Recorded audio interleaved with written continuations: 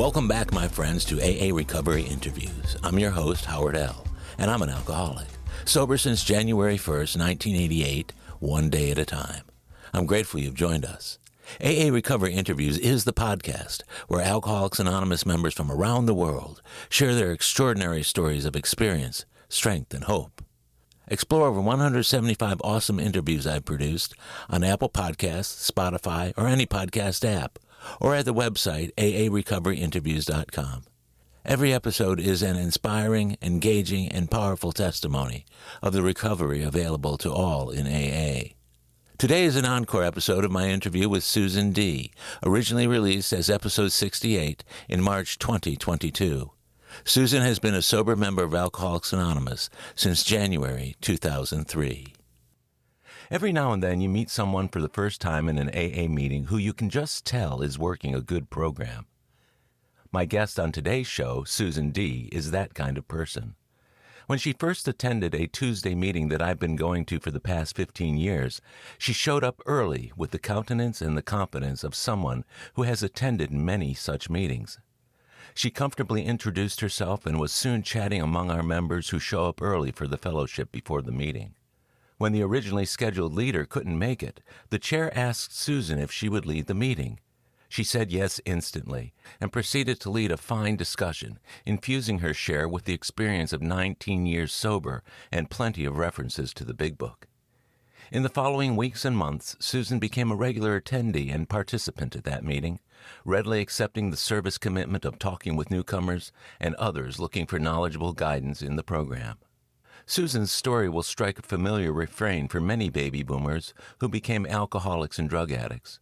Dysfunctional home life with alcoholism rife through the family, Susan sought escape through alcohol and drugs, and a wild lifestyle common to the late 1960s and 70s.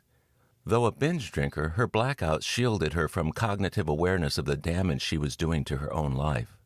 Susan somehow managed to make it to AA in 1985 and even stayed sober for several years. But her unwillingness to embrace the program had her skating around the periphery, where she slipped time and time again. By 2003, she'd finally hit the wall of hopeless despair and abandon, with no spiritual armor to soften the impact. But it was the bottom that Susan had to hit in order to survive and later thrive. As you follow Susan's difficult journey from an active alcoholic to recovered alcoholic, you're bound to hear many similarities to your own story, as well as some differences along the way. But once you've heard her entire story, I think you'll land solidly on the similarities of gratitude and humility, from which we can all thrive as sober alcoholics. So, please enjoy the next hour of AA Recovery Interviews with my friend and AA sister, Susan D.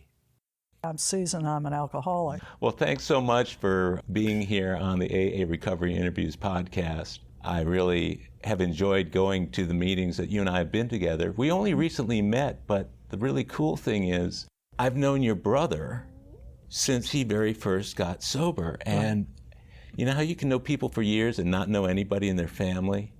I didn't realize that he had a sister, nor did I realize that you were his sister. And so this is such a treat for me to be able to get to know you a little bit better by virtue of this interview. So again, many thanks for doing this. My pleasure. Well, you know I'm the one who ran away from home. Are you? Yes. And he stayed when you ran? Yes, he stayed when I ran. Uh-huh, yeah. And I did a geographic. Yeah. That's really what it was. Yeah, I'd like to explore that a little bit more. How long have you been sober, Susan?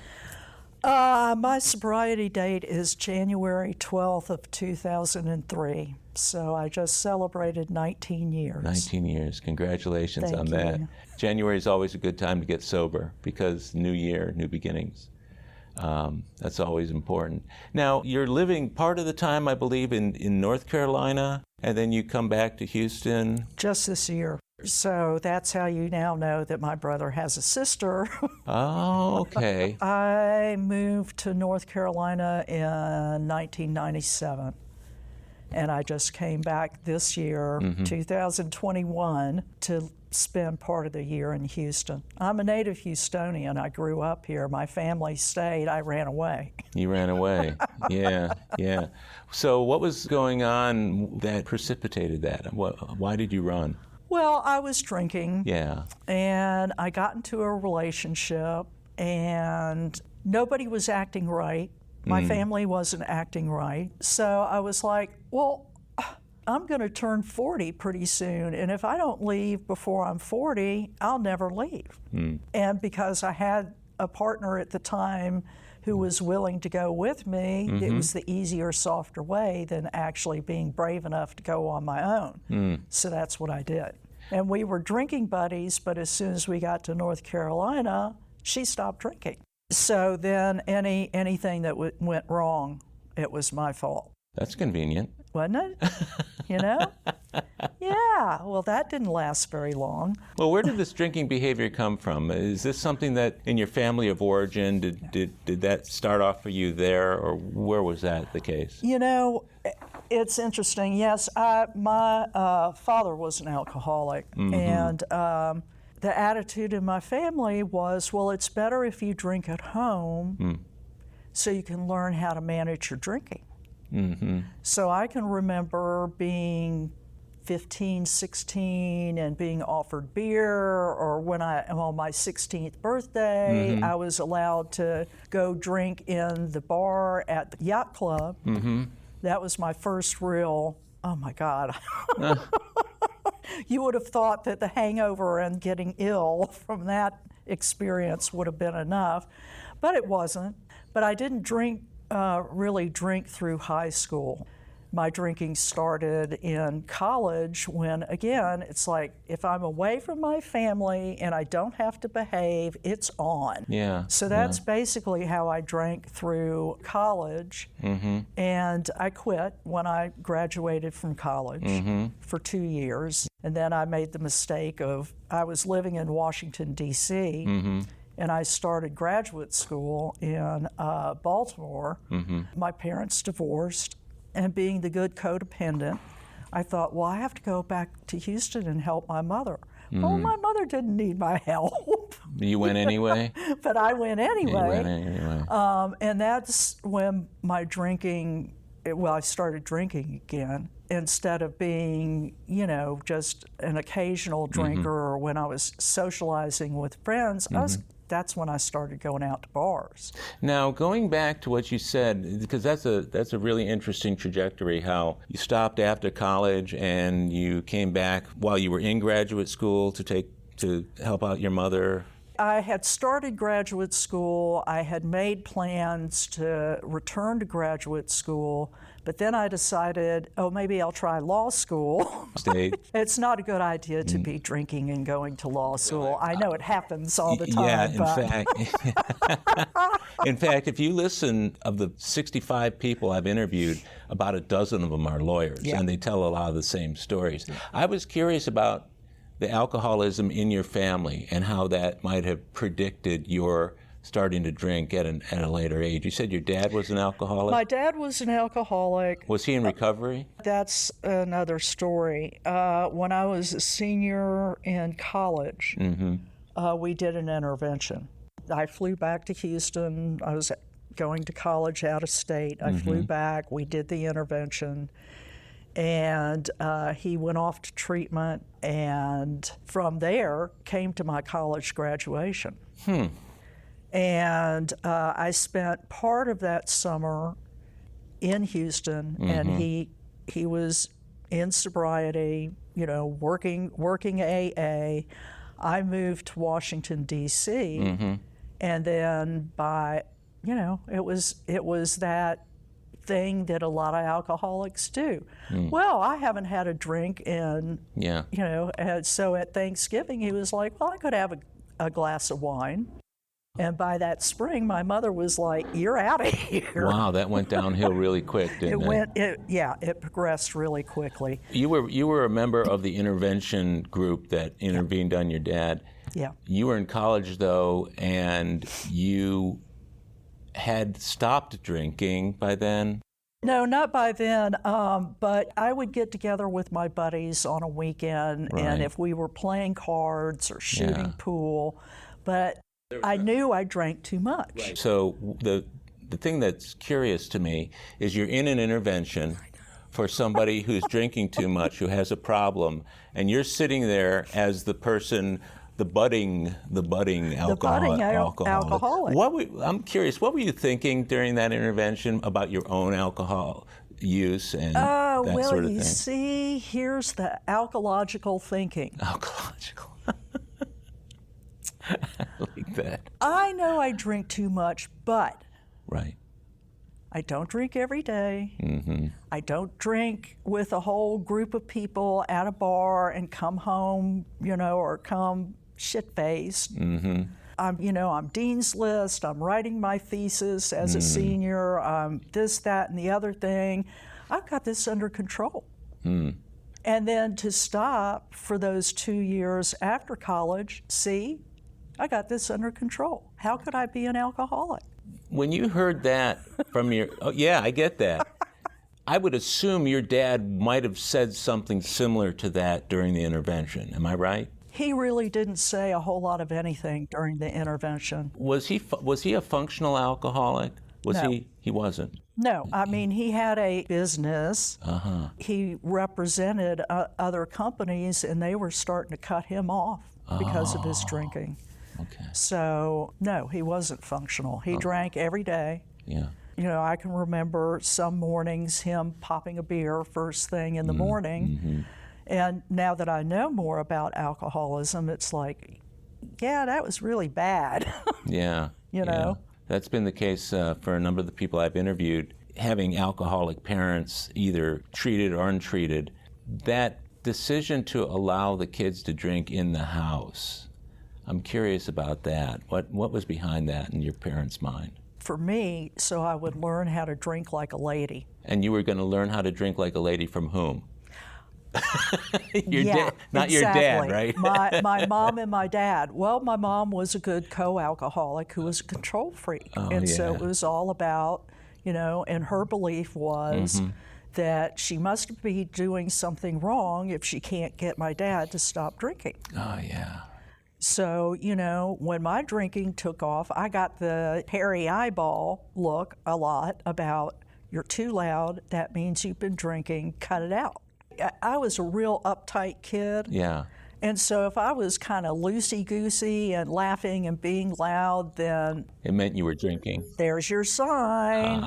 There's your sign. Okay. Whereas my dad, he was funny. He had a great sense of humor. Yeah. But there was a whole stretch where he was just a tyrant. Yeah. And, my older brother and I would joke about, we could tell when Dad was drinking gin, and we're so grateful he had switched to bourbon. Because he wasn't as mean. So, kind of fast forwarding back to what we were talking about earlier, you get to graduate school, you're drinking on an ongoing basis at that point, or you had cut back. What did your drinking look like? No, that was during the 2 years. I started graduate school during the 2 years that I wasn't drinking. But when I came back to Houston, I started drinking again, and it progressed. Yeah, did you miss it? When you stopped for just 2 years, you stopped on your own for 2 years. Was there anything about the way you were drinking that made you still crave it, or were you able to just stop and move on for a couple of years? I was just able to stop and move on for a couple of years because I think, I was a periodic binge drinker. Uh-huh. So I was not at the point of someone whose disease had progressed to what it progressed to eventually for me. So you didn't drink during the 2 years. Yeah. Was that drinking ever interrupted until the point at which you came into AA, or was that a steady progression from there? It was the first time I came into AA was in 1984. I got a DWI. I did not take responsibility for that because my passenger threw a beer can out the window. I was driving right in front of a cop. Well, yeah, I was driving, but it was her fault. By this point, I'm like, oh no, finger pointing. Did they do a field sobriety test on you? They did a field sobriety test, actually, and they did a videotape when I was hauled into jail. And I ended up my grandfather hired an attorney for me. And based on we went to trial. The lawyer questioned the validity of the sobriety test because I was right on the line from the video. The judge dismissed it because I looked sober. So you should have gotten cited for littering instead of being pulled over for drunk driving. She got pulled in for PI because she shot off her mouth. Oh, she did. Okay. Oh yeah. So it was a cluster. So that was in '84 that happened. That was in the fall of '84, and I was working for the adult probation department at the time, and I got laid off. And then a couple of months later, in April of '85, I got a phone call from my mom that my father had dropped dead. Oh, no. And so I was a mess. And I started, alcohol was my go-to whenever I didn't feel, I was trying to change the way I felt. And I have a history of depression. Yeah. So, for a depressive to drink alcohol is, anyway, in June of '85, I decided I got to do something about my drinking. And I had been in therapy, but my therapist was like, well, just cut back. Well, I couldn't cut back. I didn't know how to do that. So I went to treatment, same place my dad went. I was an absolute nervous wreck. And one of the staff from the male side said, oh, I know who you are. You're just depressed because your father died. So it planted this seed in my alcoholic brain that, well, see there, I'm not really an alcoholic. You're just depressed. I'm just depressed. Yeah. So I'll just stop drinking and things will be great. And, they told me what I needed to do when I got out of treatment. And I didn't do it. I mean, I went to AA, I'd go to meetings, but I did not get a sponsor.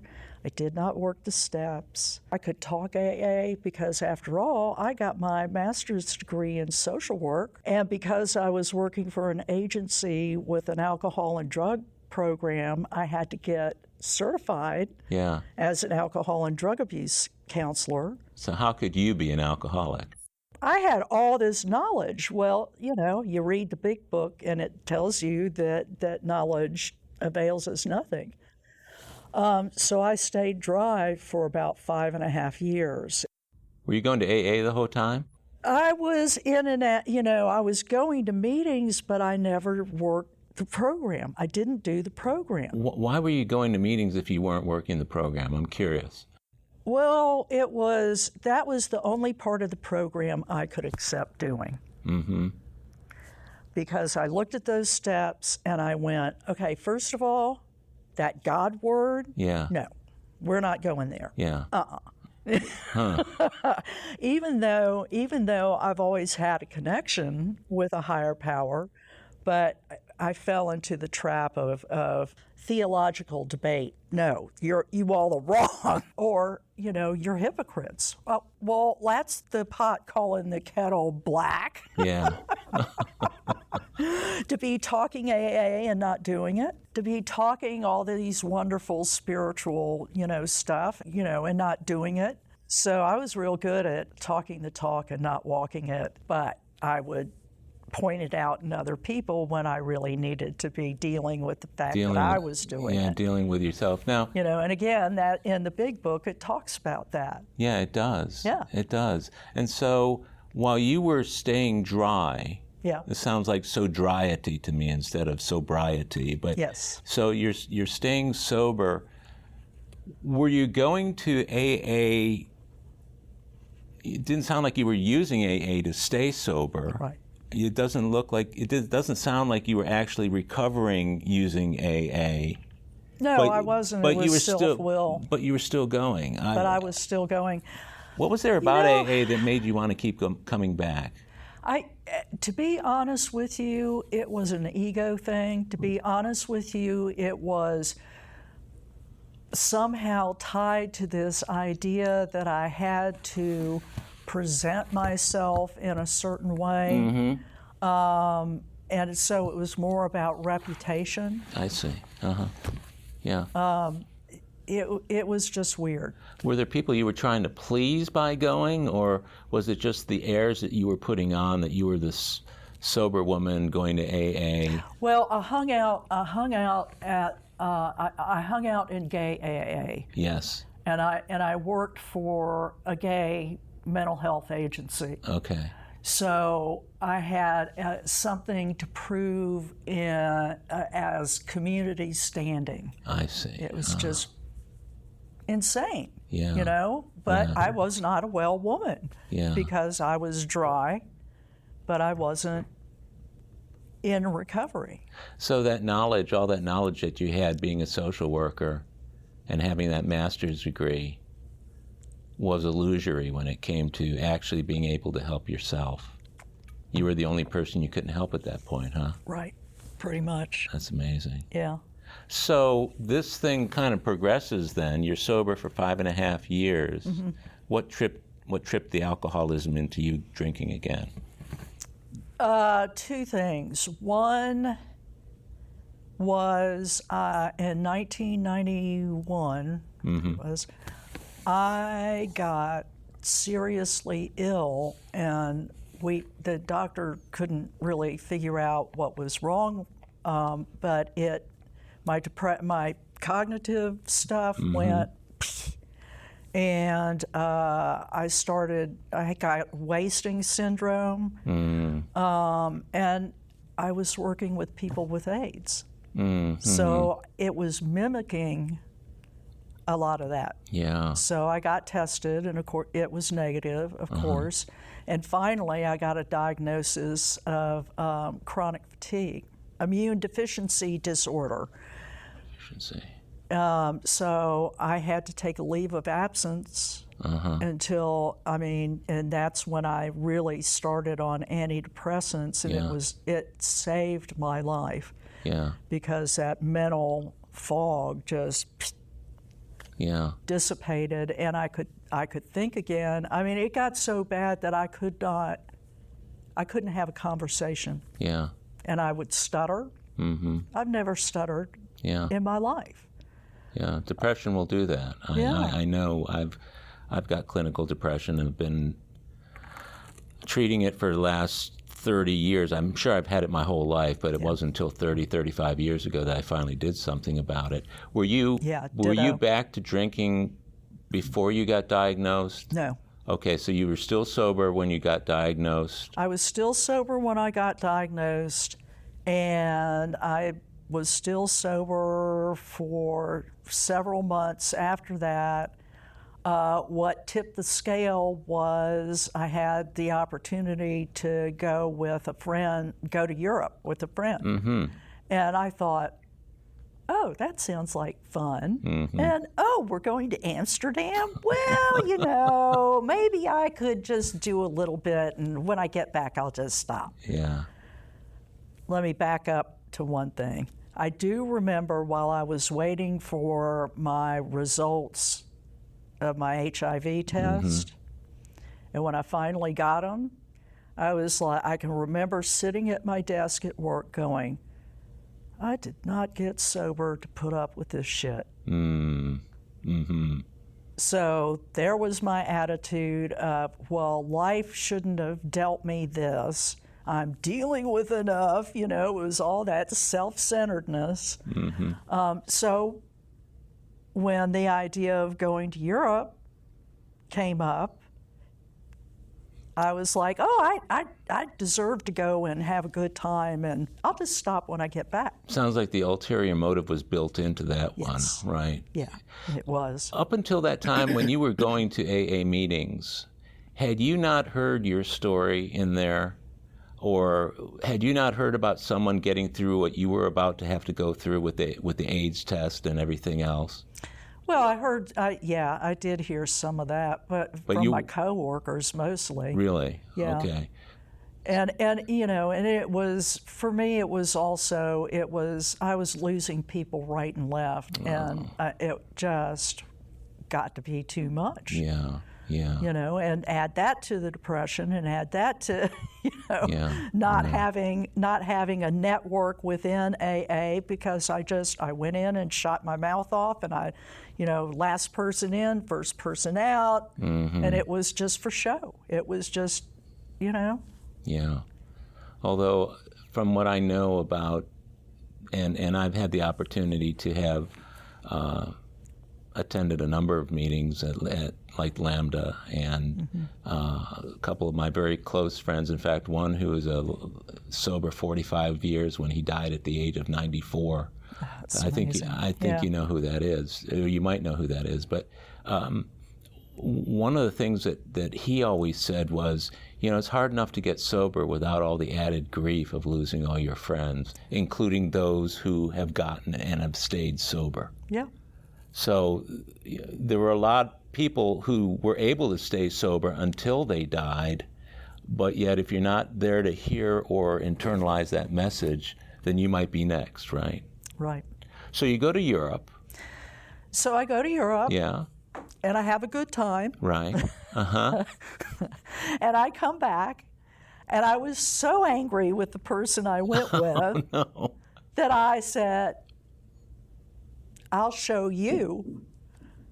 Because all of a sudden, I had known this person. Well, I don't believe you're an alcoholic. I don't believe you're an alcoholic. Well, after that trip, she said, yeah, I think you are. And I was like, yeah, okay, now I'm really going to show you. Okay. Oh, my. So you flipped the insanity. You flipped the switch in Europe and brought it back to the U.S. Did you start drinking immediately when you got home? Pretty much, yeah. Yeah. And I still kept it contained. Yeah. So I could maintain that illusion of I've got this under control. Really? Because, again, it's compared to my dad. Yeah.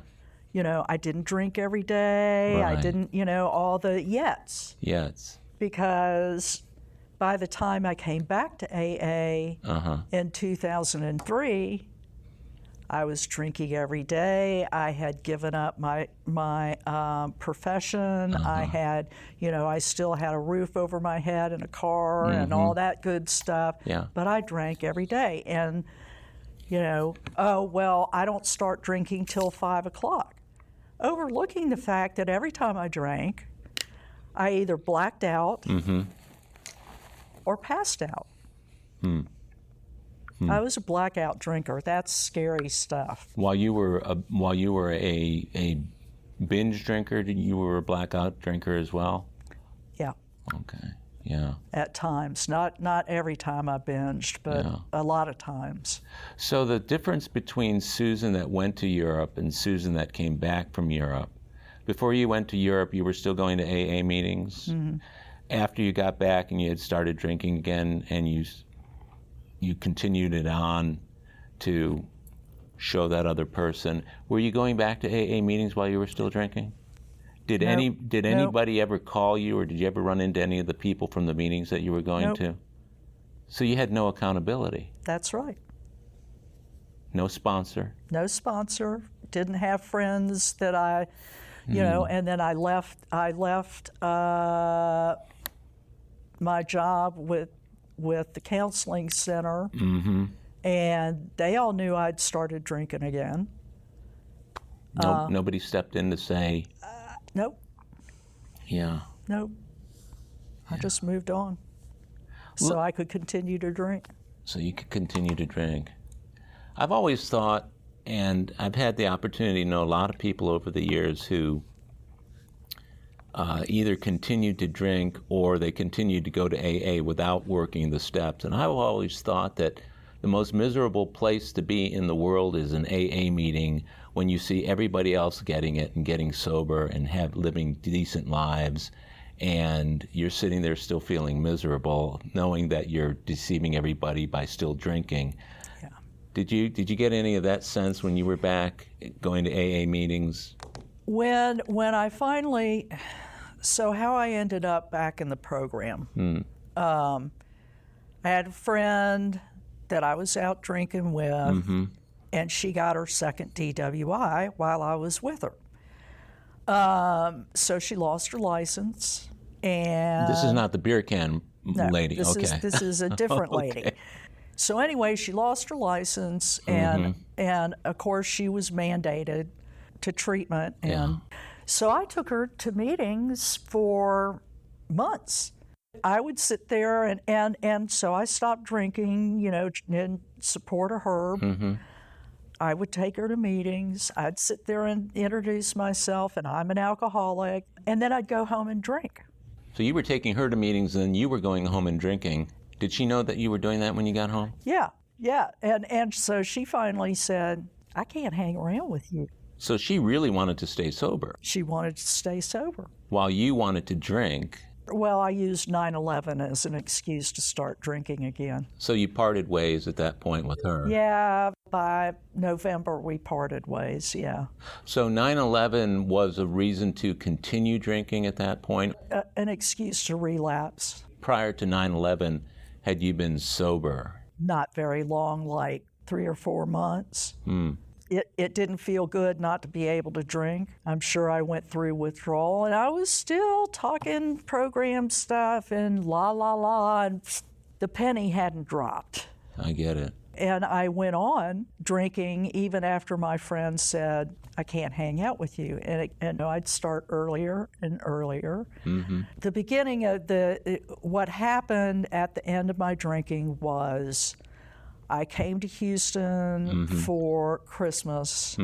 I, was doing the usual, I can control this, but I had a head full of AA, and I finally understood. I had that moment of clarity where it was like, I'm not controlling this, it's controlling me because I want more. I really got it that, given the chance, I would drink more than I did. Was that a circumstantial realization? Was there a certain event that happened that jolted you into that realization, or was it just one day it came to you? It just came to me. It really did. It was because my family always celebrated Christmas Eve, and we had wine, and we'd have how my family drank. You'd have a cocktail before dinner, and then you had wine with dinner. And you might have a cocktail after dinner. Perfect for an alcoholic, right? Perfect for an alcoholic, except I wanted to go around and finish everybody's wine. That's an alcoholic. I get it. So I had that realization, but when I came back to Raleigh, the first thing I did, I came in from the airport, I opened up the refrigerator, I grabbed a beer, and I came to as an absolute crying, can't deal with this mess on the 11th of January. That was my last hurrah. And I'm being a blackout drinker. Yeah. I don't remember anything. It's like a bookend. I grabbed the beer, I'm hanging on to the door out to my garage, just bawling my head off. And the friend I had been taking to meetings called to borrow something, and I said, are you going to that noon meeting today? Do you think you could get me a meeting schedule? And she 12-stepped me. She took me back to my first meeting the following day, my first meeting back with the commitment to stay sober and to work the program the way it's laid out. Not my way, because obviously my way didn't work. So I went back, I got a sponsor that night. She put me to work on the steps. Here I am all these days at a time later. Did you go back to the same place that you had gone to previously? No, actually I had gone to a different place that first meeting back, and then I went back to the place I had been, which is now my home group. We'll be right back. My friends, if you're enjoying AA Recovery interviews, I invite you to check out my latest audiobook, Alcoholics Anonymous, the story of how more than 100 men have recovered from alcoholism. This is the word-for-word, cover-to-cover reading of the first edition of the Big Book, published in 1939. It's a relaxing yet meaningful and engaging way to listen to the Big Book anytime, any place. Have a free listen at Audible, iTunes, or Amazon. While you're there, search for my other audiobook, Lost Stories of the Big Book, 30 original stories from the first and or second editions, missing from the third and fourth editions of Alcoholics Anonymous. It's an engaging audiobook that brings these stories to life for AA members who've never seen them. These timeless testimonials were originally cut to make room for newer stories in the third and fourth editions. But their vitally important messages of hope are as meaningful today as they were when they were first published. Many listeners will hear these stories for the very first time. It's also available from Amazon as a Kindle book or in paperback if you'd like to read along. You're going to love it. And we're back. Must have been interesting to interact with some of the people who had seen you previously.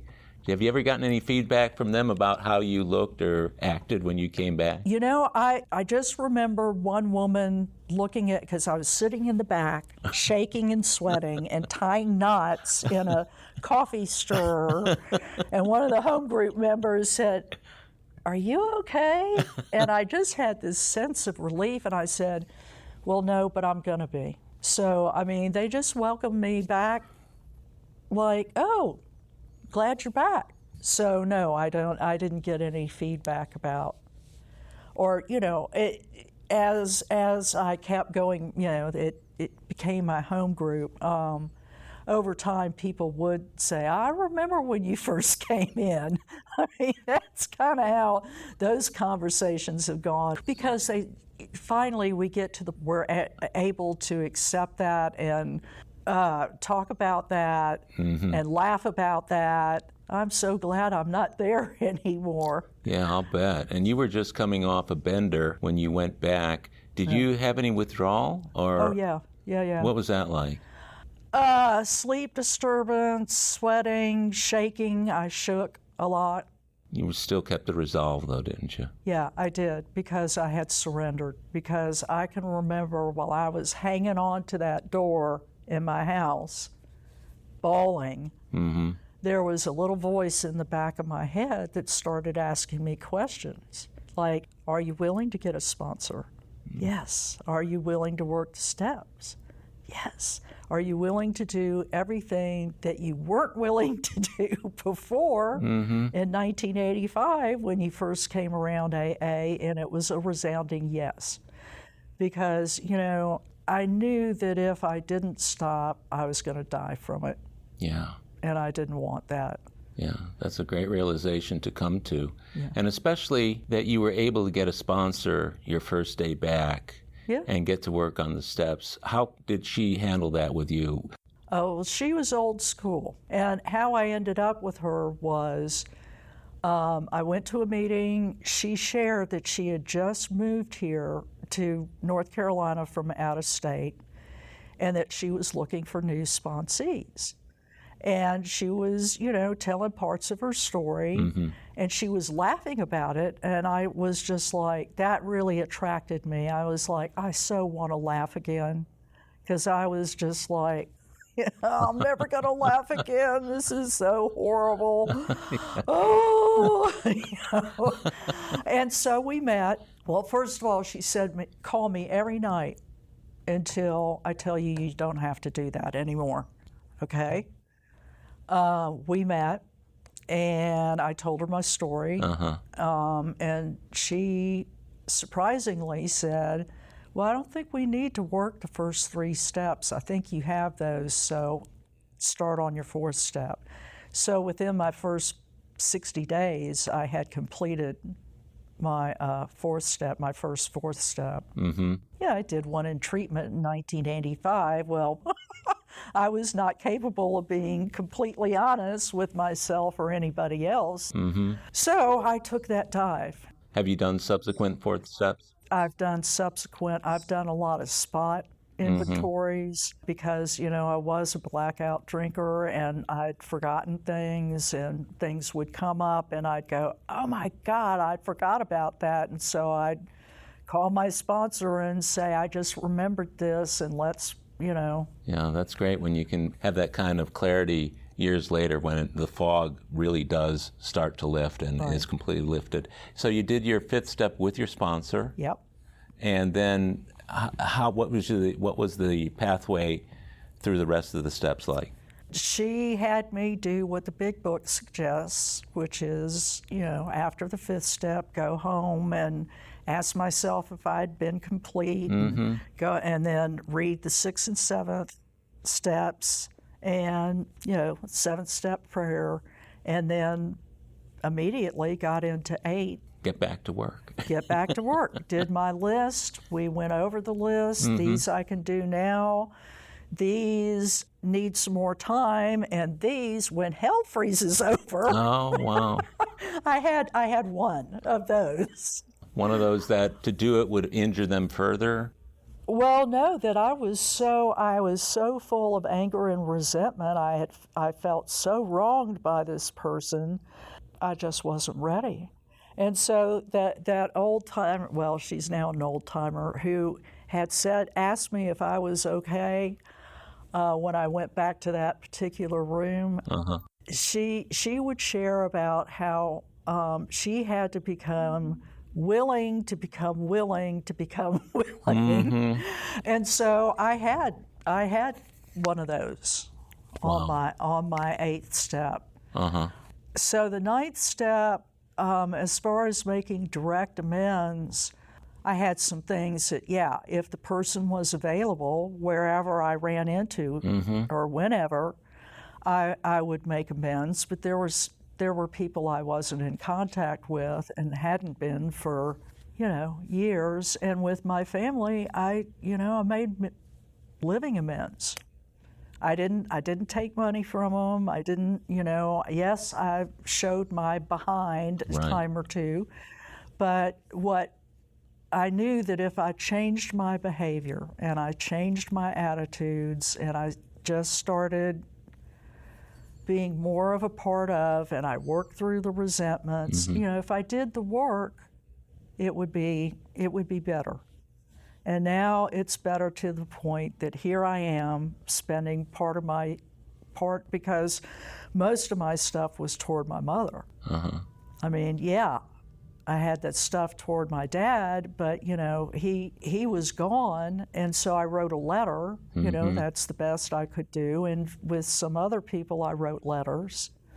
And ironically, the one that I said when hell freezes over, a couple of years ago, I got a call, somebody, collection agency looking for her, and I was very calm and just said, I'm sorry, I can't help you. I haven't had contact with this person in, X number of years, and I don't even know where she's living now. Well, ironically, I got another one of those calls right before this meeting. Before this meeting? Before this meeting today. And once again, I was able to say, I'm sorry, I can't help you. I haven't had contact with that person in over 20 years, and I have no idea where she is. But at this point, if she showed up, if she came in the room right now, would you be ready to do a 9th step? A 9th step, yes, I would. So sometimes it's not about how long it takes for us to do it. It's about the willingness to fulfill the obligation of that step. Right. To actually do it. Right. Yeah, that's beautiful. And it's in my higher power's time, not necessarily mine. But how coincidental that happens today, and you're telling the story on the AA Recovery Interviews podcast. You mentioned earlier, and I'd like to explore how people got through the steps, but you mentioned earlier about the resistance to AA because of the God thing, and I want to ask you about God and about your own spirituality, not just when you first got back to AA, but throughout the years, and how that may have changed along the way. Well, my parents weren't churchgoers. My grandmother and then after she passed, my aunt and uncle kind of took over. So I was baptized and confirmed in the Episcopal Church. And at 16, for some reason, I just stood there and I went, I'm saying these words and they don't mean anything to me. So at 16, I just became a seeker. I just started looking at different belief systems. And, I had gone to Catholic girls' school. Mm-hmm. So I knew something about Catholicism, although, I had to go, every Friday we had communion. I was not allowed to have communion because I wasn't Catholic. And I thought, there's something wrong with that. Yeah. But anyway, and then I became eventually, a Unitarian Universalist who, believe in everything, and that's okay. But, the literature talks about deep down in every man and woman, there's this idea of something greater than ourselves. Okay, people call that God. I don't know what it is, but I know it exists. I do believe that there is that power greater than myself that permeates the universe. Now, I can remember as a kid, we spent our summers down on Galveston Bay, and I loved to go fishing. And I would get up at dawn, and I'd go out on the pier, and that's where I communicated with, and it brought me such peace. So I've always known that there was something that could bring me peace and sustain me.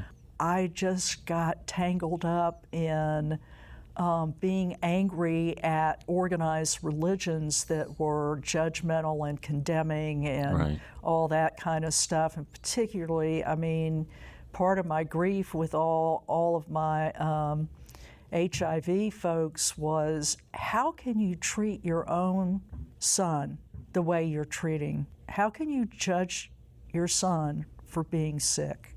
Yeah. And then you call yourself a good Christian.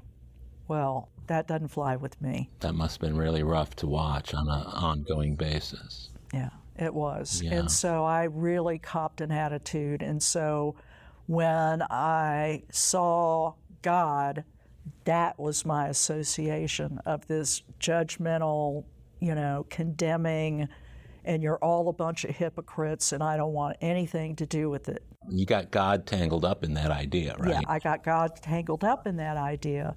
And what shifted was the awareness that, I started remembering what it was like as a kid, sitting out there and watching the world wake up, so to speak. And I love nature, and I love the change of seasons and blah, all that stuff. Sure. So, the realization came that God didn't leave me. I left God. Yeah. So I continued to search. And again, always my clue was, this just isn't working for me. So now I practice Mahayana Buddhism in the lineage of His Holiness the Dalai Lama. I was 6 years sober, and I decided that I really wanted to learn more about prayer and meditation. So there was a temple close to me, and I just decided to go, because Buddhists meditate, right? So I'll go check it out. And, one of our teachers from a monastery in Nepal was teaching, and it moved my heart. It was so loving. It was so transformative. And so I've practiced that since then. Yeah, and the great thing about Buddhism is that it does have built right into it. It's got the meditative, mind-body connection to it. It focuses on, it's an inside job. And all of us are potential Buddhas. So just like the program and working to live on the basis of spiritual principles, on a daily basis, that's mirrored in Buddhism as well. Yeah, our program has so many of those elements, probably unintended whenever it was, but my understanding is that in the early days, Bill Wilson had some of the early members of his group in New York that were going to Europe, going to Africa, going to other cultures, and he specifically asked one or more of them, I don't know the entire story, I've read a little bit about it, but he asked them to go and find out about those things and come back and report to him what they found. Fascinating. So for the last 13 years, you've been a practitioner of this on a daily basis. So what are some of the things that have occurred in the last 19 years, or maybe in the last 13 years since you found this spiritual connection? What are some of the things that you would look at that, had you not been as involved in AA, you might not have gotten through? Oh, wow.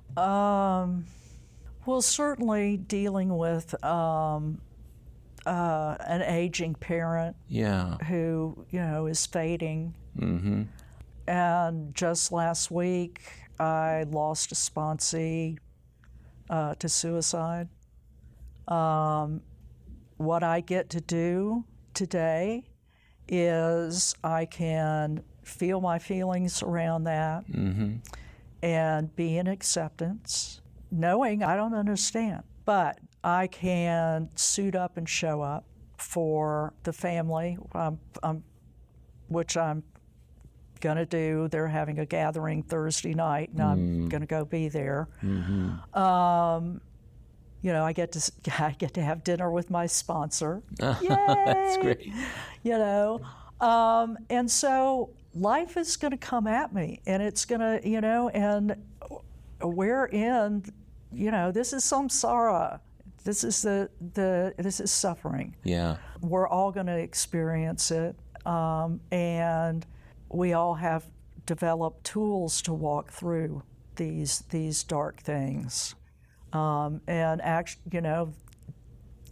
they just are, and we're not going to be spared. Drinking is not going to help, ever. Well, that's a marvelous perspective to have. What you just mentioned aligns very nicely with the Buddhist approach to acceptance, and we were just talking about in the meeting that you and I were just in just now. But having that perspective, even to the extent that you recognize your responsibility as the sponsor and as the sponsee, and a lot of days I have to remind myself that that's a sacred duty. Yeah.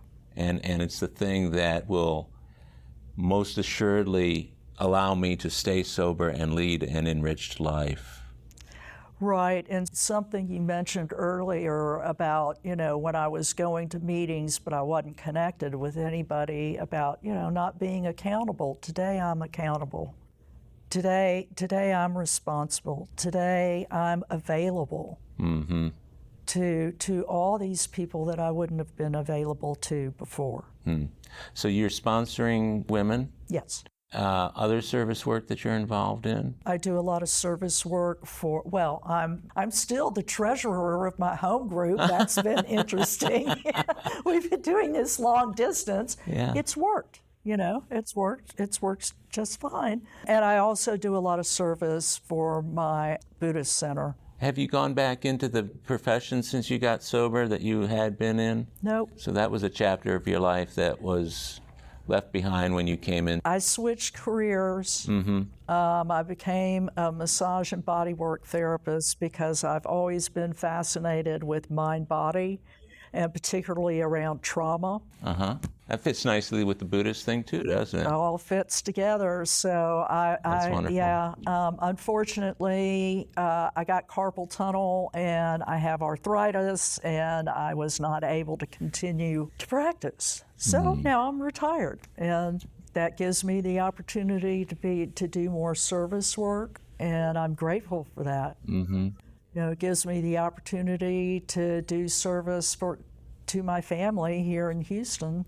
I bet they really appreciate that too. It's been a wonderful experience, really. I haven't liked everything that's happened. Right. But, I have the program, and I've met you and all these other folks, and so now I'm feeling that connectedness. Well, there's just something about you, the first time I met you and the first time I heard you share in the meeting that you and I just came out of.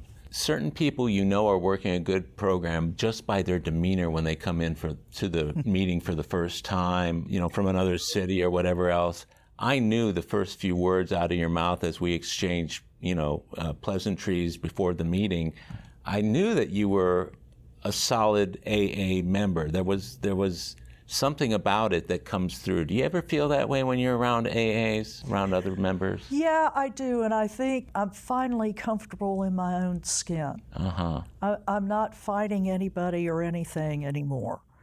And so I come in, and my first meeting here, I was asked to lead. And I was like, oh, okay, because I'm comfortable enough, and I was brought up to say yes. Yeah. If I could possibly do it, say yes. So that's a great frame of mind to have. Yeah. It's one I tell the guys I sponsor and others when I have the opportunity to do so, just because nothing gets you out of yourself more rapidly than service work. Yeah, than working with others and And being involved in meetings. So, I sign up to chair on a regular basis, at least at my home group I do, and I, hold a position there and greet the newcomers. And I started a women's meeting. It's a spinoff from we have a open mixed meeting, and once a week, the women split off for their own meeting. And That's so, wonderful. it's great. Looking back over the last several years, Susan, let's say on a scale of 1 to 10, how would you rate your own peace and satisfaction and serenity? I'd say it's really gotten up there to at least a 9. That's incredible. Yeah, it's been hard work. But outside work and AA and spiritual stuff and, all of it. When I came in and the promises were read, the one promise I wanted more than anything was, we will understand the word serenity and we will know peace. That promise has come true for me. That's a wonderful promise, too. That's one of the things that I think everybody tries to aspire to, but there's certain steps that you have to take to achieve that aspiration, aren't there? Yep, there are. Well, this has just been a beautiful exchange and conversation that you and I have had. Is there anything else that you'd like to kind of throw in? Because there are going to be people listening to this maybe all over. Is there anything else that you'd like to add about your own sobriety or your own journey that might be useful for somebody to hear? Don't give up. Surrender. Do what you're asked to do, even when you don't want to, because some of it I did kicking and screaming. But, in God's hands and with in that trust and a power greater than yourself, miraculous things can come to pass. And those promises do begin to come true. Well, that's a really beautiful way to end this AA Recovery Interviews podcast.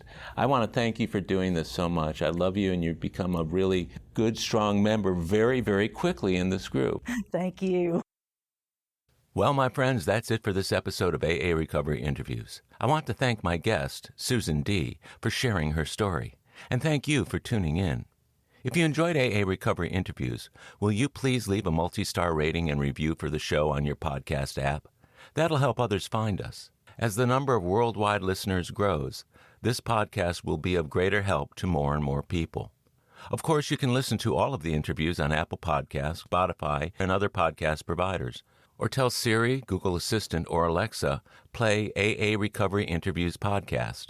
Or visit our website, aarecoveryinterviews.com, to listen to every interview, share your comments, and also contact us.